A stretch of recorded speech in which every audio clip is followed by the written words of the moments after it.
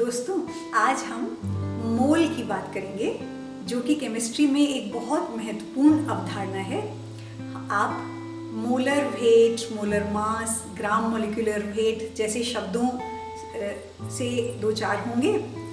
साथ ही इसका इस्तेमाल बहुत जगह किया जाएगा और जिसमें एक बड़ी संख्या भी आएगी जिसको एवोगैड्रोस नंबर कहा जाता है।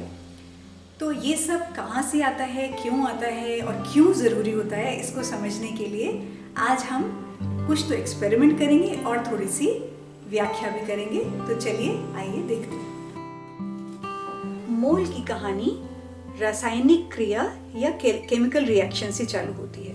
अगर मुझे दो पदार्थों को आपस में रिएक्ट कराना है या क्रिया करानी है, यहाँ पे मेरे पास दो पदार्थ हैं, आयरन का पाउडर है या जिसे केमिकल भाषा में कहें Fe, और कॉपर सल्फेट क्रिस्टल्स है, केमिस्ट्री में CuSO4। इन दोनों की आपस में क्रिया करानी है। लेकिन इनकी क्रिया अच्छी हो, यानी कि ये ज़्यादा से ज़्यादा आपस में मिलकर प्रोडक्ट या उत्पाद बना दें, उसके लिए मुझे कितना लेना चाहिए? क्या मैं इसको और इसको बराबर ले लूँ? बराबर का मतलब दोनों का बराबर वजन ले लूँ, या क्या मैं अगर दोनों का बराबर वॉल्यूम, दोनों की एक एक चम्मच ले लूँ तो रिएक्शन ज़्यादा बेटर होगा? ये मुझे कैसे पता लगेगा? तो आइए देखते हैं। हमारे दोनों रिएक्टेंट्स कॉपर सल्फेट और आयरन अगर क्रिया करते हैं, रासायनिक क्रिया करते हैं, तो वो देते हैं एक ये ग्रीन पाउडर और एक ये ब्राउन पाउडर, जो कि असल में है फेरस सल्फेट FeSO4 और कॉपर यानी C। इन दोनों के रंग रिएक्टेंट से बहुत अलग हैं, तो साफ दिख जाता है कि क्या रिएक्टेंट्स इन प्रोडक्ट्स में बदले हैं। तो अब सारी बात यह है कि इसको अगर हम इक्वेशन के रूप में देखें, तो इक्वेशन में हमें खाली ये पता लग रहा है कि आयरन का एक एटम कॉपर सल्फेट के एक मॉलिक्यूल या अणु से मिलता है और उसके बाद उससे बनता क्या है? फेरस सल्फेट का एक मॉलिक्यूल और कॉपर का एक एटम। तो ये तो हमें एटम्स के रूप में पता लग रहा है, यानी इसका एक पार्टिकल इसके एक पार्टिकल के साथ मिलता है और फिर इसका एक पार्टिकल और इसका एक पार्टिकल बनता है। लेकिन वजनों के बारे में हमें क्या कुछ पता है? तो वजनों में हमें केवल एटम्स का वेट पता है, एटॉमिक मास पता है। एटॉमिक मास जिनको हम एटॉमिक मास यूनिट्स में लिखते हैं, जिन्हें AMU या फिर U कहा जाता है, ये जो कि बहुत ही छोटी यूनिट है। तो इस यूनिट के अनुसार ऑक्सीजन 16U है, ऑक्सीजन का एक एटम, सल्फर का एक एटम 32U है, आयरन का एक एटम 56U है, कॉपर का एक एटम 63.5U है। एक एटम फ्रैक्शन में कैसे हो सकता है? ये सिर्फ इसलिए कि कॉपर के अलग अलग प्रकारों या आइसोटोप्स का ये औसत लिया जाता है, एवरेज, इसीलिए 63.5 लिखा जाता है। अब हमें इनके एटॉमिक मासेस पता हैं, तो अब हम इक्वेशन में इन सबको जोड़ के देख सकते हैं कि आयरन 56U है, कॉपर सल्फेट में कॉपर, सल्फर और ऑक्सीजन के चार सब जोड़ जाड़ के 159.5U बनता है। इसी तरह फेरस सल्फेट का भी वजन और कॉपर का भी एटॉमिक वेट हमारे पास है। अब एटॉमिक वेट के टर्म्स में तो हमें पता है कि इतना इतना वेट अगर छोटे वेट्स में लिया जाए इन यूनिट्स में, तो हमारा रिएक्शन बढ़िया होगा, क्योंकि एक आयरन का पार्टिकल एक कॉपर सल्फेट के पार्टिकल के साथ रिएक्ट कर रहा है। लेकिन जब हमारे सामने पाउडर हो, तब हम क्या करें? एटॉमिक यूनिट्स तो बहुत ही छोटी हैं, इतनी छोटी कि हम उन्हें नाप नहीं सकते। तो क्या करें? तो एक और तरीका अपनाते हैं। पहले हम देखते हैं कि एक U होता है 1.66 इंटू 10⁻⁻24 ग्राम्स। तो फिर इसी को दूसरे रूप में लिखें तो 1 ग्राम होता है 1 this number into U। 1 gram इतने टाइम्स U होता है। अगर ये डिवीजन हम कर दें तो हमारे पास एक संख्या आती है 1 gram is equal to 6.02 into 10⁻23U। 1 gram इतने बड़ी संख्या टाइम्स U होता है। U इतने टाइम मल्टीप्लाई करें तब 1 ग्राम आता है। ये नंबर बहुत ही महत्वपूर्ण है और इसी नंबर को मोल कहा जाता है, या एक साइंटिस्ट एवोगैड्रो के नाम पे एवोगैड्रो नंबर भी कहा जाता है, या Na के रूप में भी लिखा जाता है, या L भी लिखा जाता है।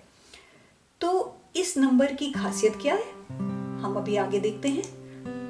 हमें पता है 1 gram is Na times 1 U। तो एक एटॉमिक यूनिट को ग्राम में कन्वर्ट करना हो तो Na से मल्टीप्लाई करना पड़ेगा।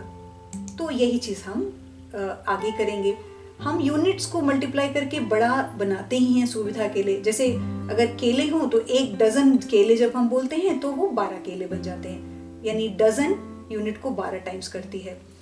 किलो किसी चीज़ को 1000 टाइम्स करती है, तो 1 किलोमीटर का मतलब 1000 मीटर। इसी तरह से एक मोल अगर हम एटम्स बोले तो इसका मतलब हुआ 6.02 into 10 to the power 23 atoms, यानी इस नंबर से वो चीज़ मल्टीप्लाई हो जाती है। ध्यान दीजिए कि मोल एक नंबर है, एक संख्या है, ये खुद एक यूनिट नहीं है, लेकिन बहुत यूजफुल नंबर है। देखते हैं कैसे। हमने ये देखा था कि हमारी इक्वेशन में 56 U आयरन का एक एटम और 159.5 U कॉपर सल्फेट आपस में मिलते हैं। तो इसी इक्वेशन में अगर हम हर जगह Na से मल्टीप्लाई करते हैं, पूरी मतलब इसी का Na टाइम्स ले लें हर चीज का, तो हमें क्या मिलेगा? हमें मिलेगा आयरन 56 ग्राम्स, क्योंकि 56 U को Na से मल्टीप्लाई करने से ग्राम बनता था, इसलिए iron 56 grams, copper sulphate 159.5 grams और उससे फेरस सल्फेट 152 ग्राम्स और कॉपर 63.5 ग्राम्स। यानी आयरन का जो एटॉमिक मास था 56, जो पहले हमारे पास U में था, ग्राम में बदल गया। हम उसका एटॉमिक मास लें 56 और उसके आगे ग्राम लेते हैं, यानी हर एटॉमिक या मॉलिक्यूलर मास को ग्राम में लिख देने से हमें ये बहुत ही सुविधाजनक इक्वेशन मिल गई। बहुत सुविधाजनक रूप है कि अगर हम 56 ग्राम आयरन लेंगे और 159.5 ग्राम्स कॉपर सल्फेट लेंगे तो हमारा रिएक्शन बढ़िया होगा। इसी को एक मोल भी कहा जाता है। हम इसको बोलेंगे 1 मोल आयरन लें और उसके साथ 1 मोल कॉपर सल्फेट लें, तो हमारे पास 1 मोल फेरस सल्फेट मिलता है हमें और 1 मोल कॉपर मिलता है। मोल का मतलब atomic weight expressed in grams. इसको हम एक बार फिर देख लेते हैं। जब भी हम मोल या ग्राम मोल बोलते हैं, किसी भी चीज का 1 ग्राम मोल का मतलब होता है उसके एटॉमिक वेट को लेकर उसको फिर हमें ग्राम्स में लिखना होता है। Atomic weight written in grams. और इस क्वांटिटी में, इस मात्रा में 6.02 into 10 to the power 23 number of atoms या फिर मॉलिक्यूल्स होते हैं। अगर इतना एटॉमिक वेट लेंगे तो इतने ही एटम्स होंगे, अगर मॉलिक्यूलर वेट लेंगे तो इतने ही मॉलिक्यूल्स होंगे। तो अब हमारा मामला सरल हो गया। हम जो है अब हम ये देख सकते हैं कि हमारे 2 रिएक्टेंट्स जो अभिक्रिया कर रहे हैं वो हम इक्वल मास में या वेट में लें या वॉल्यूम में लें या मोल में लें, और किस तरह से हमें ज़्यादा अच्छा रिएक्शन होता दिखता है, ये चीज़ हम एक एक्सपेरिमेंट से प्रैक्टिकली देखेंगे। तो अब हमने अपने रिएक्टेंट्स या अभिकारकों को अलग अलग मात्रा में लिया है। यहाँ पर दोनों बराबर वेट से हैं, इसीलिए हमने W लिखा है, और 0.5 ग्राम बराबर लिए हैं। यहाँ पे वॉल्यूम या आयतन से बराबरी की है, तो दोनों को 1 छोटी चम्मच ये और 1 छोटी चम्मच ये, इसीलिए यहाँ पे V लिखा है वॉल्यूम के लिए। और ये हैं दोनों के इक्वल मोल्स। तो मोल बहुत बड़ा हो जाता है, इसका मोल 56 ग्राम्स था, हमने उसका 100वां हिस्सा लिया है 0.56 ग्राम, और इसका मोल था 159 ग्राम्स, तो उसका 1.59 ग्राम्स उसका 100वां हिस्सा। तो यहाँ पे इक्वल मोल्स हैं, इसलिए M लिखा है। अब हम ये दोनों रिएक्टेंट्स को बीकर के अंदर डालेंगे। पहले हम कॉपर सल्फेट को पानी में घोलेंगे उसमें दूसरा रिएक्टेंट डाल के थोड़ा सा गर्म करेंगे और फिर देखेंगे हमारा कैसा रिजल्ट तीनों केसेस में आता है, W, V और M में। तो अब हम इसको थोड़ा सा साफ पानी में घोलेंगे और हल्का सा गरम भी करेंगे ताकि रिएक्शन बेहतर हो। इसमें हम आयरन डाल देते हैं, आयरन पाउडर, और घोलते हैं और साथ में इसको थोड़ा गरम भी करते हैं। ऐसा ही हम तीनों सेट्स को करेंगे।